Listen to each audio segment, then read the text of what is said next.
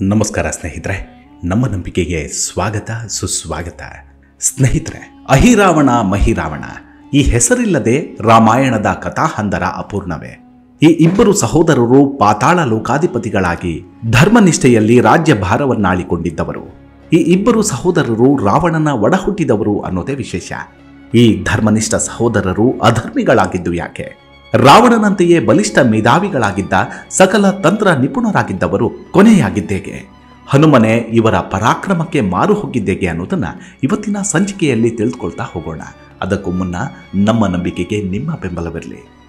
ಸ್ನೇಹಿತರೆ, ಮೊದಲಿಗೆ ಅಹಿರಾವಣ ಮತ್ತು ಮಹಿರಾವಣರ ಜನ್ಮ ರಹಸ್ಯದ ಬಗ್ಗೆ ಗಮನಿಸಿದರೆ, ಪುಲಸ್ತ್ಯ ಮುನಿಯು ಬ್ರಹ್ಮನ ಮಾನಸ ಪುತ್ರ.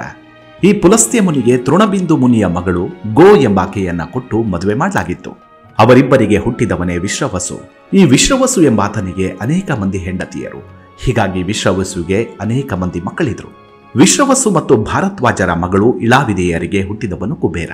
ವಿಶ್ರವಸು ಮತ್ತು ಸುಮಾಲಿ ರಾಕ್ಷಸನ ಮಗಳು ಕೈಕಸಿಯರಿಗೆ ಹುಟ್ಟಿದವರು ರಾವಣ, ಕುಂಭಕರ್ಣ, ಶೂರ್ಪನಖಿ ಮತ್ತು ವಿಭೀಷಣ. ವಿಶ್ರವಸು ಮತ್ತು ರಾಖ ಎಂಬ ರಕ್ಕಸಿಗೆ ಹುಟ್ಟಿದವರು ಖರ ಮತ್ತು ದೂಷಣರೆಂಬ ರಕ್ಕಸರು. ಅದೇ ವಿಶ್ರವಸು ಮುನಿಯಿಂದ ಬೇರೊಬ್ಬ ಕನ್ಯೆಯಲ್ಲಿ ಜನಿಸಿದವರು ಅಹಿರಾವಣ ಮತ್ತು ಮಹಿರಾವಣ ಎಂಬುವರು. ಹೀಗೆ ಕುಬೇರ, ರಾವಣ, ಕುಂಭಕರ್ಣ, ಶೂರ್ಪನಖಿ, ವಿಭೀಷಣ, ಖರ, ದೂಷಣ, ಅಹಿರಾವಣ, ಮಹಿರಾವಣ ಇವರೆಲ್ಲರೂ ವಿಶ್ರವಸುವಿನ ಮಕ್ಕಳಾಗಿರುವುದರಿಂದ ಒಡ ಹುಟ್ಟಿದವರೇ ಆಗಿದ್ದಾರೆ. ರಾವಣನು ಸೀತೆಯನ್ನ ಅಪಹರಿಸಿಕೊಂಡು ಹೋದ ನಂತರ ನಡೆದ ಯುದ್ಧದಲ್ಲಿ ರಾವಣನ ಕಡೆಯವರೆಲ್ಲರೂ ಒಬ್ಬೊಬ್ಬರಾಗಿ ಮರಣವನ್ನಪ್ಪುತ್ತಾರೆ. ಕುಂಭಕರ್ಣ, ತ್ರಿಶಿರ, ನರಾಂತಕ, ಅತಿಕಾಯ, ಮಕರಾಕ್ಷ ಎಲ್ಲರೂ ಸಾಯುತ್ತಾರೆ. ಆಗ ರಾವಣನ ಪ್ರೀತಿಯ ಪುತ್ರ ಹಾಗೂ ಜ್ಯೇಷ್ಠ ಪುತ್ರನಾದ ಇಂದ್ರಜಿತುವು ಯುದ್ಧಕ್ಕೆ ತೆರಳುತ್ತಾನೆ. ಅವನನ್ನು ಕೂಡ ಲಕ್ಷ್ಮಣನು ಕೊಂದಾಗ ರಾವಣನು ಚಿಂತೆಗೀಡಾಗ್ತಾನೆ. ತನ್ನ ಸಹೋದರರಾದ ಮೈರಾವಣ ಮತ್ತು ಐರಾವಣನನ್ನ ನೆನೆದು ಸಹಾಯಕ್ಕಾಗಿ ಮೊರೆ ಇಡ್ತಾನೆ. ಈ ಅಹಿರಾವಣ ಮತ್ತು ಮಹಿರಾವಣ ಎಂಬುವರು ಪಾತಾಳ ಲೋಕವನ್ನ ಆಳಿಕೊಂಡಿದ್ದವರು. ಅವರು ಈ ಹಿಂದೆ ಎಂದೂ ಕೂಡ ರಾವಣನ ದುಷ್ಕೃತ್ಯಗಳನ್ನ ಬೆಂಬಲಿಸಿದವರಲ್ಲ. ಆದರೆ ಈಗ ರಾವಣನು ಸಹಾಯಕ್ಕಾಗಿ ಕೂಗುತ್ತಿರುವುದನ್ನು ಕೇಳಿ ಮಹಿರಾವಣನು ಲಂಕೆಗೆ ಬರ್ತಾನೆ. ಆಗ ರಾವಣನು ನಡೆದ ಘಟನೆಗಳೆಲ್ಲವನ್ನ ಸ್ವಲ್ಪ ತಿರುಚಿ ಮೈರಾವಣನ ಮನಸ್ಸಿಗೆ ನಾಟುವಂತೆ ಹೇಳ್ತಾನೆ. ತಂಗಿಯಾದ ಶೂರ್ಪನಖಿಯ ಮಾನಭಂಗ ಮಾಡಿದ್ದರಿಂದಾಗಿಯೇ ಈ ಯುದ್ಧ ನಡೆಯುತ್ತಿದೆ. ತಾನು ಎಲ್ಲರನ್ನ ಕಳೆದುಕೊಂಡು ಸೋಲುತ್ತಿದ್ದೇನೆ, ಸಹಾಯ ಮಾಡು ಎನ್ನುತ್ತಾನೆ. ಆಗ ಕೆರಳಿದ ಮೈರಾವಣನು ಇಂದಿನ ರಾತ್ರಿಯೇ ರಾಮ ಲಕ್ಷ್ಮಣರನ್ನ ಕೊಂದು ಜಯವನ್ನ ತಂದುಕೊಡುತ್ತೇನೆ ಎಂದು ಭರವಸೆಯನ್ನ ಇತ್ತು ತೆರಳುತ್ತಾನೆ. ಮೈರಾವಣನು ಲಂಕೆಗೆ ಬಂದಿರುವುದನ್ನ ತಿಳಿದ ಸರಮಿಯು ಒಬ್ಬ ಗೂಢಚಾರನ ಮೂಲಕ ತನ್ನ ಗಂಡನಾದ ವಿಭೀಷಣನಿಗೆ ವಿಷಯವನ್ನ ಮುಟ್ಟಿಸಿ ಇಂದು ರಾತ್ರಿ ಎಚ್ಚರದಿಂದ ಇರುವಂತೆ ಹೇಳಿ ಕಳುಹಿಸುತ್ತಾಳೆ. ವಿಭೀಷಣನು ಹನುಮಂತನಲ್ಲಿ ಈ ವಿಷಯವನ್ನ ತಿಳಿಸಿದಾಗ ಹನುಮಂತನು ತನ್ನ ಬಾಲವನ್ನೇ ಬೆಳೆಸಿ ಅದರಿಂದ ಭೂಮಿಯ ಅಡಿಯ ಕೂರ್ಮ ಗಡಿಯಿಂದ ಮೇಲ್ಗಡೆ ಆಕಾಶದಲ್ಲಿ ಧ್ರುವ ನಕ್ಷತ್ರದವರೆಗೂ ಇರುವಷ್ಟು ಬೃಹತ್ತಾದ ಕೋಟೆಯನ್ನ ಕಟ್ಟಿ ಆ ಕೋಟೆಯ ಒಳಗೆ ರಾಮ ಲಕ್ಷ್ಮಣರನ್ನ ಪಲ್ಲಂಗದಲ್ಲಿ ಮಲಗಿಸಿ ಹಾಗೂ ಇತರ ಕಪಿಗಳನ್ನ ಕೂಡ ಕೋಟೆಯ ಒಳಗೆ ಇರಿಸ್ತಾನೆ. ತಾನೇ ದೈತ್ಯಾಕಾರವಾಗಿ ಬೆಳೆದು 2 ಕೈಗಳಲ್ಲಿ 2 ಪರ್ವತಗಳನ್ನು ಹಿಡಿದುಕೊಂಡು ಆ ಕೋಟೆಯ ಬಾಗಿಲಲ್ಲಿ ಕಾವಲು ನಿಲ್ತಾನೆ. ಮೈರಾವಣನು ಬಂದು ದೂರದಿಂದಲೇ ಕೋಟೆಯನ್ನ ನೋಡ್ತಾನೆ. ಆ ಕೋಟೆಯ ಬಲವನ್ನ ಪರೀಕ್ಷಿಸಿ ಬರುವಂತೆ ದಧಿಮುಖ ಎಂಬ ರಕ್ಕಸನನ್ನ ಕಳಿಸ್ತಾನೆ. ಆತ ಕೋಟೆಯನ್ನ ಪರೀಕ್ಷಿಸುವಾಗಲೇ ಹನುಮಂತನು ಅವನನ್ನ ಹೊಡೆದು ಓಡಿಸ್ತಾನೆ. ನಂತರ ಆ ಕೋಟೆಯನ್ನ ಒಡೆದು ಬರುವಂತೆ ಆದೇಶಿಸಿ ಸೂಚಿಮುಖ ಮತ್ತು ವಜ್ರದಂಸ್ಟ್ರ ಎಂಬ 2 ರಕ್ಕಸರನ್ನ ಕಳಿಸ್ತಾನೆ. ಅವರಿಬ್ಬರನ್ನು ಹನುಮಂತ ಕೊಂದು ಹಾಕ್ತಾನೆ. ತನ್ನ ಬಲವಂತರಾದ ರಕ್ಕಸರೇ ಕೈಲಾಗದೆ ಹಿಂತಿರುಗಿದಾಗ ಈ ಹನುಮಂತನನ್ನ ಶಕ್ತಿಯಿಂದ ಗೆಲ್ಲಲಾಗುವುದಿಲ್ಲ ಎಂಬುದು ಮೈರಾವಣನಿಗೆ ಮನವರಿಕೆಯಾಗತ್ತೆ. ಅದಕ್ಕಾಗಿ ಯುಕ್ತಿ ಪ್ರಯೋಗಕ್ಕೆ ಮುಂದಾಗ್ತಾನೆ.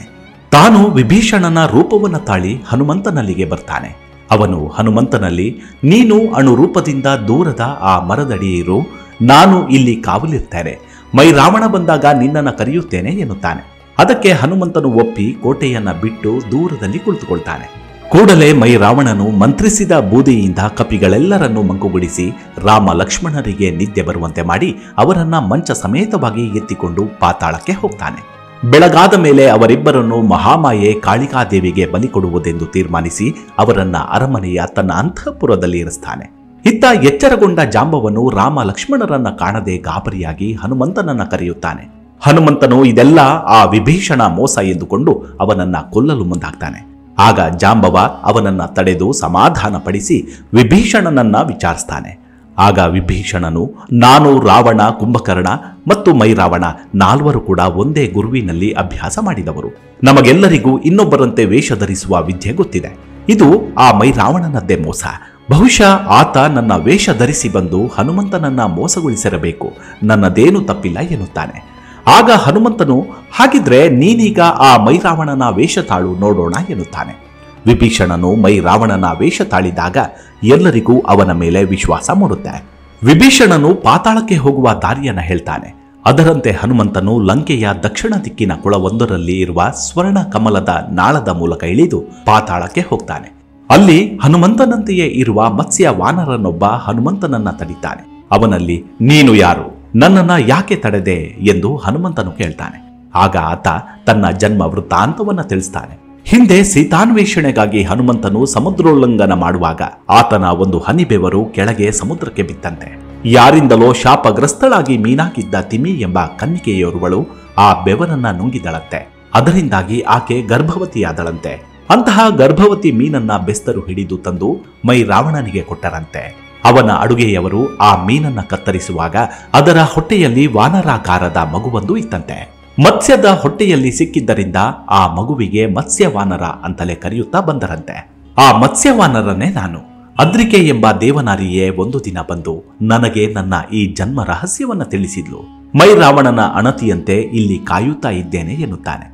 ಆಗ ಹನುಮಂತನಿಗೆ ಇದು ತನ್ನ ಮಗನೇ ಎಂದು ತಿಳಿದು ಸಂತೋಷವಾಗುತ್ತೆ. ಆತ ಮಗನಲ್ಲಿ ತನ್ನ ಪರಿಚಯವನ್ನ ಮಾಡಿಕೊಳ್ತಾನೆ. ಆದರೆ ಹನುಮಂತನೆಂದರೆ ಬೃಹತ್ ಆಕಾರದವನು ಎಂದು ತಿಳಿದುಕೊಂಡಿದ್ದ ಮತ್ಸ್ಯವಾನರನಿಗೆ ಹನುಮಂತನನ್ನ ನೋಡಿ ನಂಬಿಕೆ ಬರಲಿಲ್ಲ.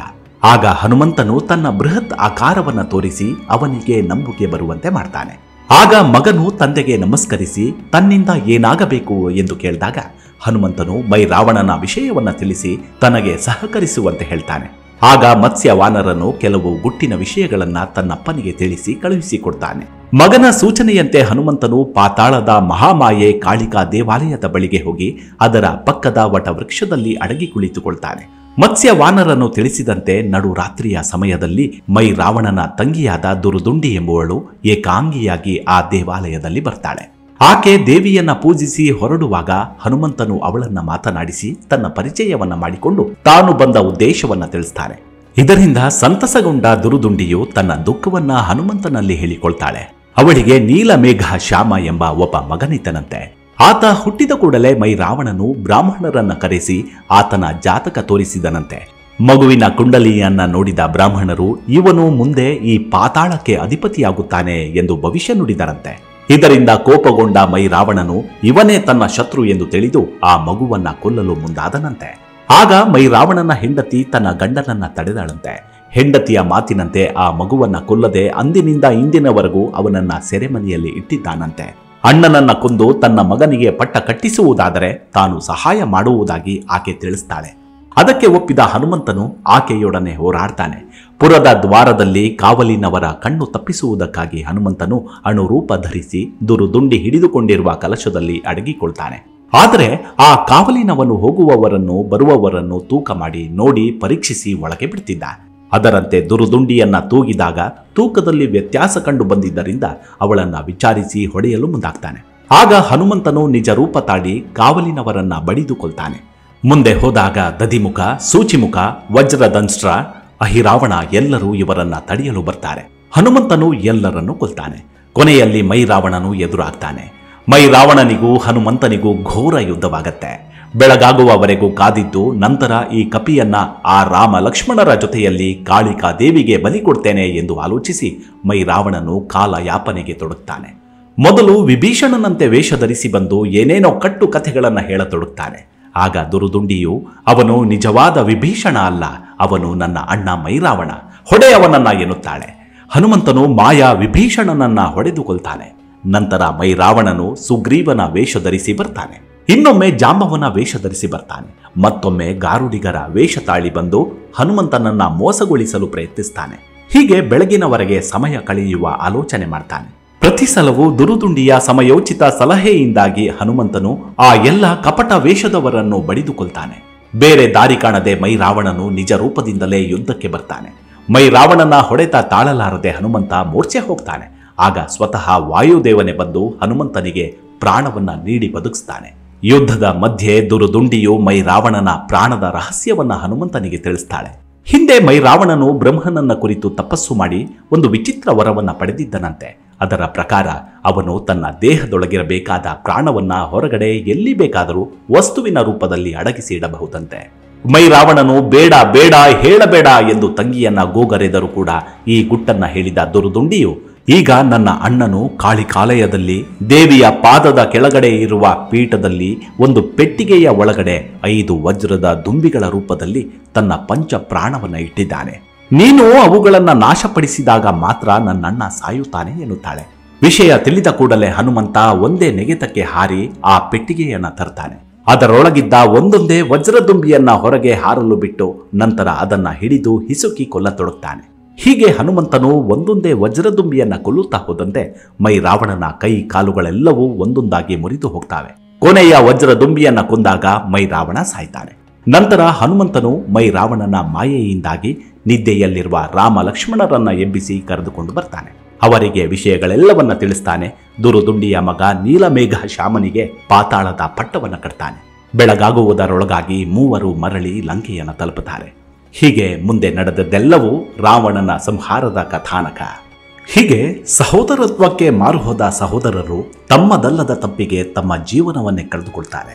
ಅಂತಹ ಮಹಾಶಕ್ತಿಶಾಲಿಗಳಾಗಿದ್ದರೂ ಮಾಡಿದ ಕ್ಷುಲ್ಲಕ ನಿರ್ಧಾರದಿಂದ ಅವನತಿ ಕಾಣುವಂತಾಗಿದ್ದು ಇಂದಿಗೂ ಹುಲು ಮಾನವರಾದ ನಮಗೂ ನೈತಿಕ ಪಾಠವಿದ್ದಂತೆಯೇ ಸರಿ. ಮುಂದಿನ ಎಪಿಸೋಡ್ನಲ್ಲಿ ಮತ್ತೆ ಭೇಟಿಯಾಗೋಣ. ಅಲ್ಲಿವರೆಗೂ ನಿಮ್ಮ ಆರೋಗ್ಯದ ಕಡೆ ಗಮನವಿರಲಿ. Take care. ನಮಸ್ಕಾರ.